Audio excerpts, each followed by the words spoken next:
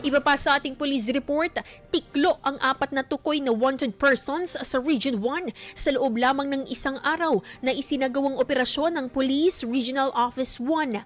Sa San Fernando City, La Union, timbog ang isang 20 anyos na lalaki at haharap sa 2 bilang ng kasong paglabag sa Republic Act No. 7610, also known as the Special Protection of Children Against Abuse, Exploitation and Discrimination Act, at may inirekomendang piyansa na 80,000 pesos sa bawat kaso.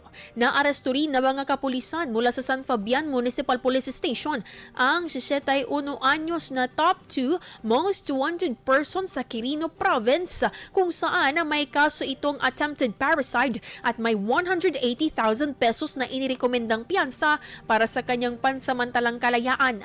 Hindi rin nakaligtas ang 2 suspek at kabilang sa mga most wanted persons dahil sa kasong Estafa sa lalawigan ng Ilocos Sur.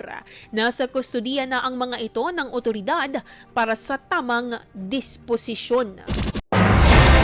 IFM News. IFM News.